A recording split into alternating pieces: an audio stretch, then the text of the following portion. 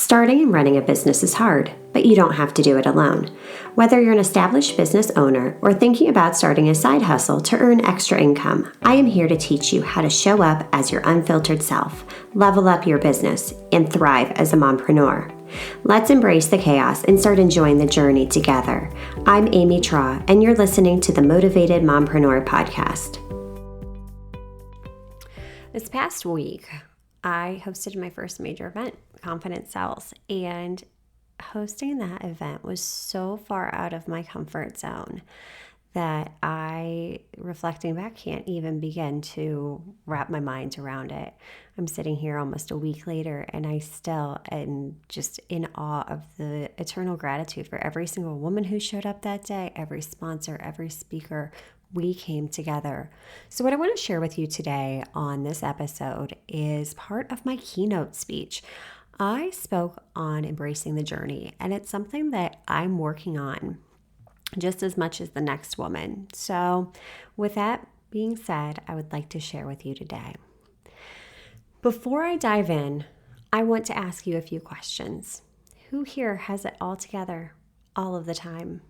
Angelic children, the perfect marriage, a spotless home. Who here thought your experience as a mom would be completely different than it actually is? Well, I have a confession to make.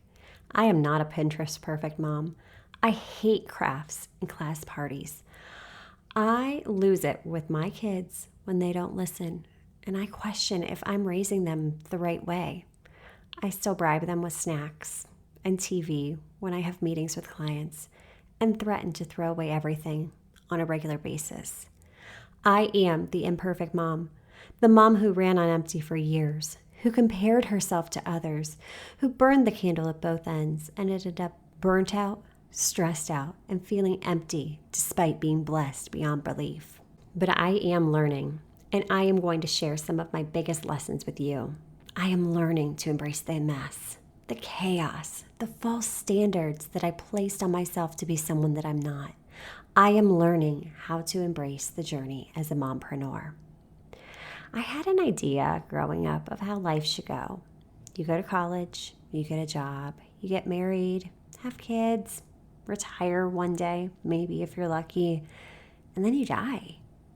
I was going through the motions, working 40 hours a week in a job that just didn't fuel my passions anymore, and trying to cram life in on the weekends. And then the pandemic hit and life stopped. Suddenly nothing was certain, and the things we took for granted were now luxuries. Who remembers that toilet paper shortage? Like many of you, when schools went virtual, I too became a teacher, a kindergarten and a preschool teacher. I took advantage of a furlough because I knew that this was what I had to do for my family. And I struggled. I struggled a lot. I admit there were days that while my husband was at work during the pandemic, I did crafts and cocktails. Crafts for the kids, cocktails of me, and was a regular participant in Wine with DeWine every day at 2:00. Once we made it through the school year, I finally had time to reflect. And I decided to start a business that had been a dream of mine for years, yet I never had the time or energy to start. I networked, I learned, and I grew. However, no one really seemed to understand the challenges that being a mompreneur brings. I was told that I had to compartmentalize. I was constantly questioned about my little mommy business, and I was lonely. I started Moms on a Mission as a Facebook group almost 1 year ago, to bring together local mompreneurs. And here we are. So I invite you on this journey together with me because you are not alone. I want to ask you another question. Who has gotten caught scrolling hours on social media doing market research?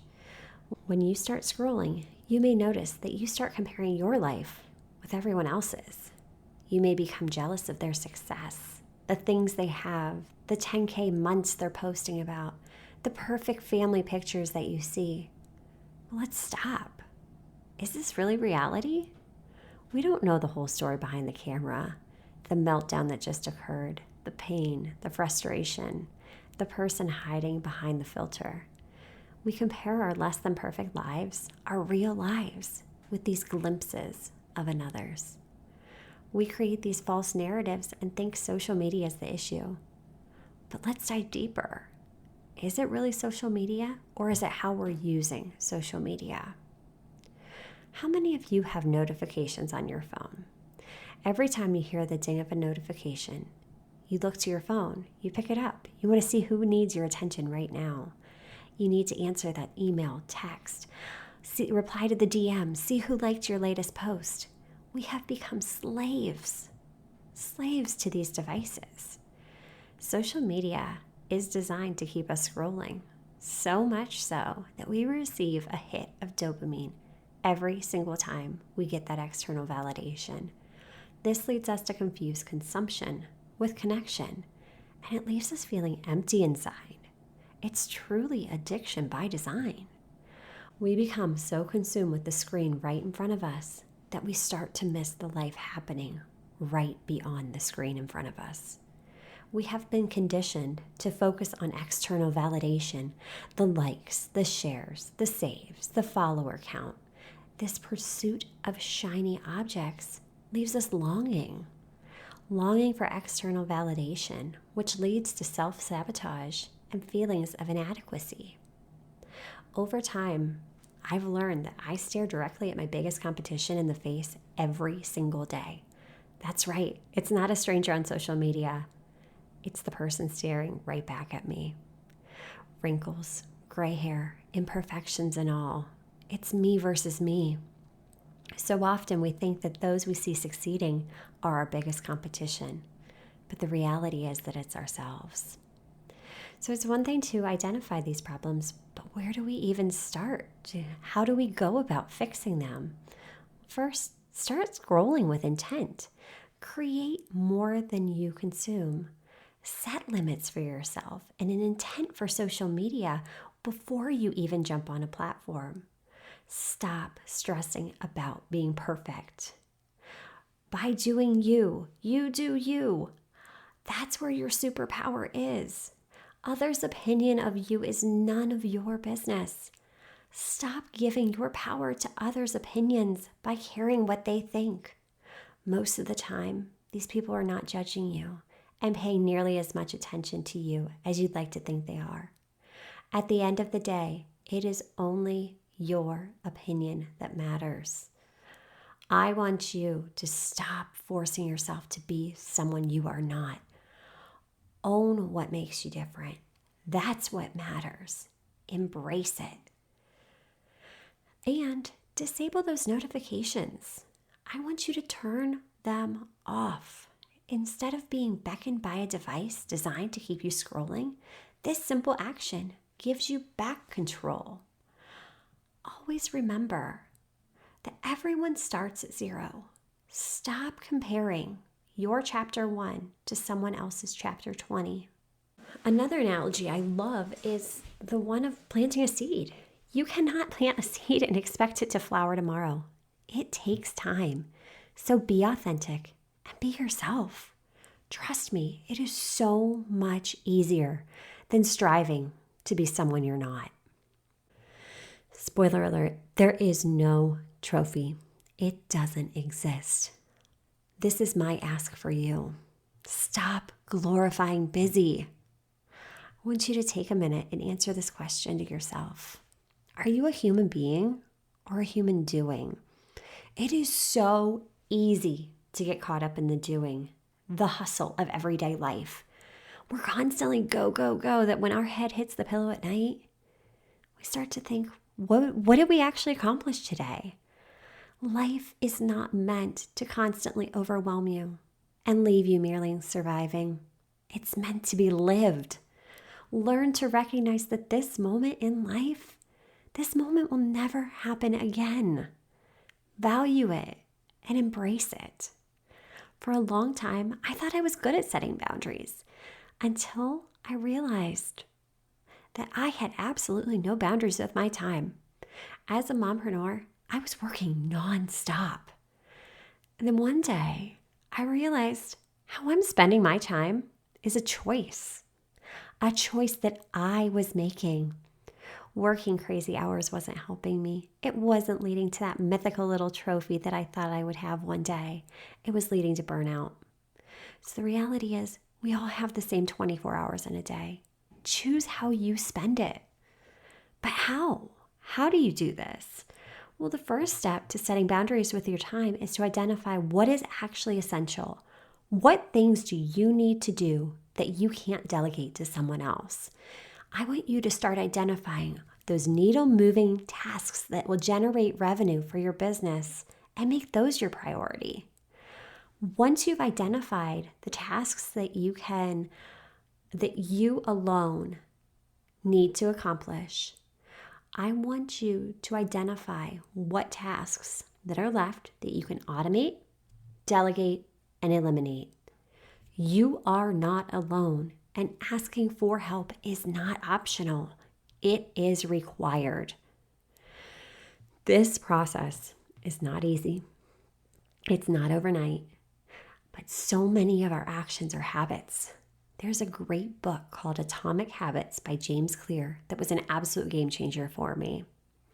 The key to establishing these boundaries is to start small. Schedule designated work times. Turn on your automated email response. Again, turn off those notifications. Relinquish the power. Regain the power of controlling your time. Once you start to value your time over money and build your business around your life, not your life around your business, things get easier. They start to feel lighter. By making decisions today, I want you to make decisions today that will start to put you where you want to be tomorrow. This journey, it is hard enough. I can feel so lonely, but it does not have to be that way. There is everyone. There is room for everyone at the table, and we need to truly start valuing community over competition. The only scarcity that exists in this world is in our minds. It's a primal safety mechanism designed to help us survive. We don't have to hunt and gather anymore. We start telling ourselves these stories. The competition is a bad thing, and there's only room for a select one or two. But I want you to stop this train of thought and look at major companies. Look at the bread aisle. When you are walking down, there are so many types of bread. Whole wheat, gluten-free, bread made of this, bread made of that. So many different styles, kinds, varieties. They look at authors. How many authors have written on the exact same topic, but the way they write resonates more with you than the other? Shoes, clothes, cars. All of these companies do similar things, yet they each offer a slightly different take on the product or service. If only one company is offering a product or a service, what are we calling this? We call this a monopoly. And that's not always a good thing. Surrounding ourselves with fellow business owners leads us to innovate and can completely change the trajectory of our business. It challenges us to be better. It provides proof that there is a market demand, that you can succeed. At the end of the day, someone else's success does not make yours any less. It allows you to collaborate and learn from others that understand the exact challenges that you are facing. This makes the journey a little bit lighter. You are the secret sauce, and you bring a unique set of value to the table. When you start to move out of this scarcity mindset, you start to notice the abundance all around you. Look at nature, for example. Look at how many individual leaves are on the trees, blades of grass in a field, grains of sand on the beach. And just like nature, there is so much abundance in this world to go around. Most of us would not have the capacity to handle a large influx of business. And in fact, this has led to many businesses' failure. When you begin to move from a scarcity mindset to an abundance mindset, you open opportunities to network, to pool resources and knowledge, to create success together with fellow entrepreneurs. This is what makes that journey easier. and moves us all forward by pushing us to become the best versions of ourselves. At the end of the day, these relationships propel us forward. Others' energy rises ours, ignites our fire to level up, and expands our way of thinking. It saves us time, money, and mistakes because our potential is so limited alone. So begin to notice the abundance around you and reframe your mindset. Your mindset is literally the only thing in this world, in your life, that you have control over. Be the change. We are expected to work like we don't have to parent and parent like we don't have a job. Let's be a part of a change and start paving a path for those behind us by reaching down and helping others up on their journey. That's truly rewarding. The last thing I want to touch upon today is talking about a 4-letter F word. And no, this isn't a derogatory word that leads me to need to put up the explicit warning on this podcast. No, I'm talking about fear. Our mind loves familiar, anything familiar, and it will do anything it can to keep us safe. It will fight anything that it does not know and trick us into thinking that just the thought about doing this action is the same thing as actually doing it. It's not. This is a primal survival mechanism. Unfortunately, these thoughts trigger the fight or flight response because our brain is looking to compare this experience to a past experience. This is part of the reason why we stay stuck in a job that we hate. Since we can't compare this unfamiliar experience, we stay stuck and we end up giving our fear and doubt more energy, causing it to grow. But fear is a liar. Even in the absence of evidence, it continues to turn these what-ifs into certainties. It is exhausting. So we stay stuck and we end up burnout. I vividly remember being called out by my life coach. She said, not making a decision is making a decision. I'll tell you what, that was the wake-up call I needed to hear. I was so overwhelmed with the possibilities and the fear of the unknown that I was paralyzed by the fear. So how do we begin to overcome this? Well, there's bad news, and that's that fear will always be there. But the good news is we all have it, and we can take steps to mitigate it. So step 1, take action. You will never conquer a fear by running away from it. No action leads to no results. How many of you have taken course after course, listened to all the podcasts, read book after book, yet you still feel stuck? I call this procrastinating, and I admit I am a recovering procrastinator.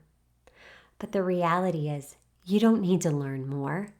You need to start to implement what you have learned. So I challenge you to stop consuming and start taking action. This will help you finally get results because you will never feel ready. You have to begin to take the personal responsibility for your success. Stop making excuses. Put in the work and show up. Get out of your own way by taking small steps. This is what builds momentum. What is the worst case scenario? I want you to stop and begin to question those fears. Once you dig down, the scary thing's really not so scary. Because truly, our beliefs lead to our thoughts, which lead to our feelings, which lead to our behaviors, which lead to results. By using this method, you begin to stretch outside of your comfort zone by putting your fears into perspective. This is how you build confidence. Confidence is not something you're born with. It is not the absence of fear and doubt. Confidence is the knowledge of the risks and the decision to tackle it and go for it anyways, regardless of the outcome. The outcome is not a reflection of you if you're putting in the work. It is business. Just remember, you have survived everything up until this moment in time. No one, absolutely no one is guaranteed tomorrow. So I need you to give yourself permission to let go of what you thought life would look like and allow it to be what it's meant to be. Your worth is not measured by likes, follower counts, or strangers on social media. Life is measured by how you value yourself, the moments you live, and the impact you make.